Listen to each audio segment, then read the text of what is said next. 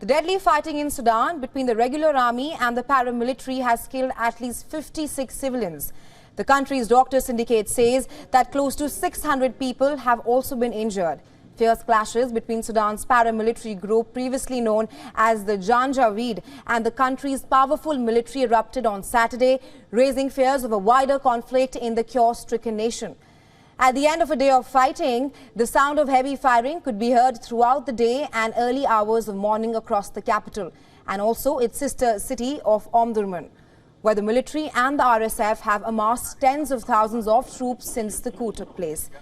Tensions between the army and the paramilitary stem from a disagreement over how the RSF, headed by General Mohammed Hamdan Dagalo, should be integrated into the military and how they should assert their authority. The merger is a key condition of Sudan's unsigned civilian transition agreement. Meanwhile, U.S. Secretary of State Antony Blinken, who is in Vietnam at the moment, also commented on the situation in Sudan. Listen to what he had to say on it. Major parties in Khartoum some weeks ago reached a very important framework agreement on how to proceed with a transition to civilian government. And there's been real progress in trying to move that forward. I spoke to General Burhan just a couple of days ago on that very topic. And there are still some remaining, important remaining issues that need to be dealt with, but I think there's a real opportunity to move forward on the agreed framework, and certainly that's what we're strongly supporting. Now, the eruption of violence came after weeks of deepening tensions between military leader Abdel Fattah al-Burhan and his number 2 paramilitary commander Mohammed Hamdan Dagalo over the planned integration of the paramilitary rapid support forces into the army. Let us tell you more about the RSF, or the Rapid Support Forces. The RSF emerged from militias involved in the conflict in Darfur region of Sudan, which broke out 20 years ago. The body has been accused of human rights abuses. It operates under its own legal code and chain of command. The RSF joined with the military to overthrow long-ruling Islamist strongman Omar Hassan al-Bashir in a coup in 2019. The two forces then carried out another coup in October 2021. But the relations between military and the RSF have since worsened, forcing a delay in the signing of an internationally backed agreement with political parties for a 2-year civilian-led transition to free elections.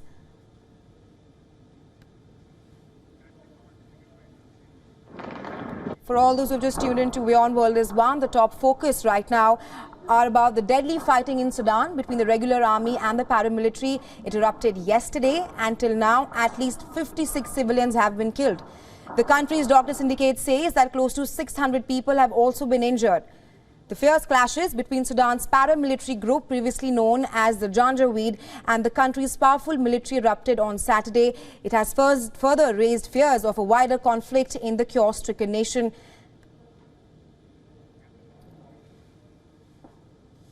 For more on this, we're now being joined by Mohammed Al-Amin, who is joining us live from Khartoum. Al-Amin is a journalist based in Khartoum. Thank you so much for joining us on WION, Mr. Al-Amin. Right. Now, at least 56 civilians have died since yesterday in the clashes in Sudan, and at least 600 people have been injured. How are you assessing the situation at the moment?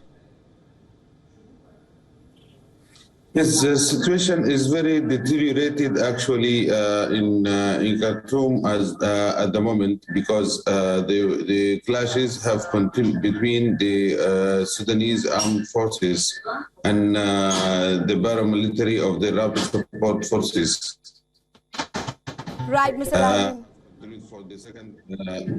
I've continued for the second consecutive day, and the clashes are very intensive. The two sides are using heavy weapons, artillery, and there are strikes even by the SAF's airplanes this morning.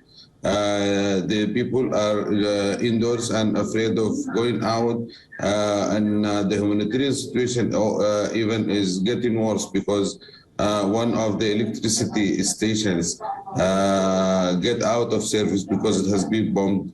during the random clashes.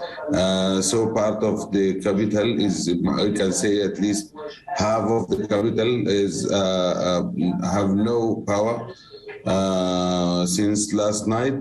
So the people are suffering and the clashes are around everywhere. I can hear the sounds of the bombs and gunfire, especially around the army headquarters where the two warring parties are clashing. Right, Mr. Alamin, are you joining us live from Khartoum, where the violence has escalated since yesterday? I want to seek your perspective as to when can we expect any breakthrough between the two sides, and when do you think the violence will end?